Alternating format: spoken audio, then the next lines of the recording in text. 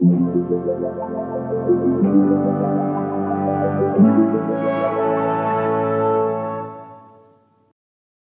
episode of Analog Resurgence is brought to you by Squarespace. Use the link in the description of this video or the code Analog Resurgence to get 10% off your first purchase at Squarespace. Today, we're going to talk about the upcoming Kodak film price increase. No, we're not. I'd rather die than talk about that. Everybody's already talking about the Kodak film price increase. I just want to take some pictures. On this windy but very sunny November day, I'm downtown in Toronto. I'm around the exhibition area, I'm around Ontario Place, and I'm walking around with this CIRO-FLEX TLR that my friend Alex has lent me to shoot some 6x6 medium format Portra 400 film. Yes, that's right, just like every other film photography YouTuber, I'm pulling out Portra 400 on a really bright sunny day.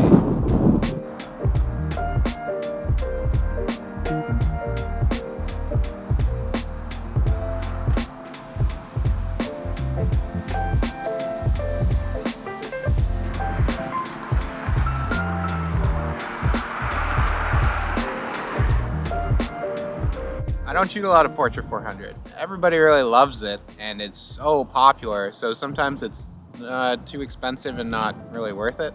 And also sometimes it's just sold out and not easy to get anyways, even if I do want to shoot it. Look, it's the Cinesphere. Portra 400 in 120 though always looks great. Most things in 120 look great. Ideally, Portra 400 is great for skin tones and studio work and lower light stuff. But on this really bright day, I thought, why not? Ektar 100 would be a little better suited for what a lot of people end up using Portra for.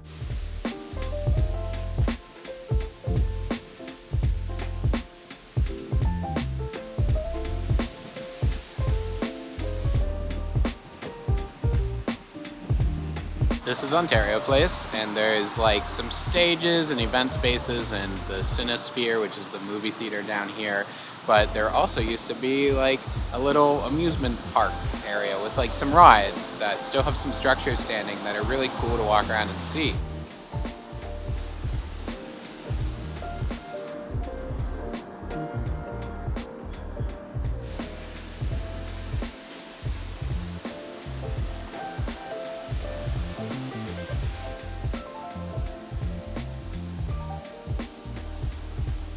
I don't use a TLR very much. I don't own one, but Alex has lent me his CIRO-FLEX. It's an older 120 TLR, and there's a lot of really older, lesser recognized medium format TLR cameras that are out there that you can usually pick up for significantly cheaper than going after things like Mamiyas and Minoltas and Bronicas. And as long as they use 120, they're still pretty easy to use. There are ones that look like they take 120, but they take 620, which is slightly different spools. You can still work around that, but it can be a little awkward. But yeah, a lot of these ones still have decent lenses, not too expensive, not in super high demand. So just kind of start looking around at old TLRs, and it doesn't have to be the CIRO-FLEX, but any one of these kind of oddities out there.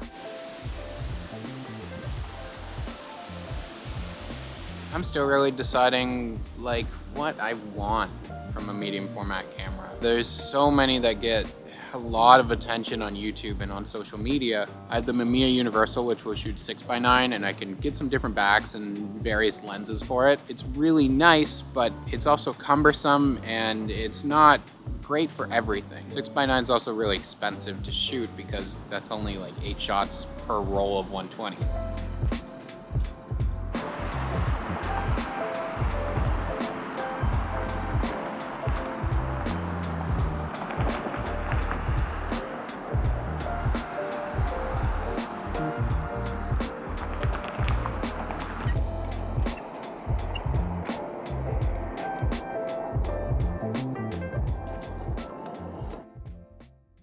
It's a lot of work dragging all these cameras around, taking pictures. But you know what's not a lot of work? Making a website with Squarespace. Yeah, I said it. You know what it is. Squarespace has all these innovative, really easy to use tools that allow you, the everyman, the person sitting at home, to make a website about whatever that you want to do. It's got templates, it's got great support, it's got all these different options. You can integrate a storefront if you want to sell stuff. It doesn't matter. Sell a bunch of things. Make a website. get on the net. There's very little reason not to. If there is a whole world out there of people who want to voice their opinion on anything, you can find a reason to make a website that's actually polished so that you can show off something that's worth hearing about or reading about or learning about. Sell things that you're making, create things that make people happy and that you want to show off, and do it using Squarespace. Thank you so much for checking this out. There's information down in the description of this video for if you are able to support the channel. That stuff goes like a long way in order for me to be able to do any of this stuff. But even if you can't or you don't want to, then that is perfectly okay too. I hope that you enjoyed the video. It was really nice out today. I'm hoping to get a few more of these videos put together just over the course of November, as I still have some good kind of end of fall weather. I don't really want to talk about the Kodak price increase because every time it happens, everybody has an opinion or something to say. But I do want to link to a really good article that breaks it down, talks about it, things that are, you know, involved in manufacturing film and costs that do go up, and some stuff that just like makes sense when you think about it and when it's put into context. So Silver Grain Classics put together a really good article. It's been making the rounds. A lot of people have been reading it, which is great. So there's just some facts in there that are definitely worth checking out, because I don't want to do a video on like film price increases. Is it worth it? It's worth it to you. If you want to shoot film, if you can have the money, if you're able to do it and also, you know, responsibly live your life, then shoot film.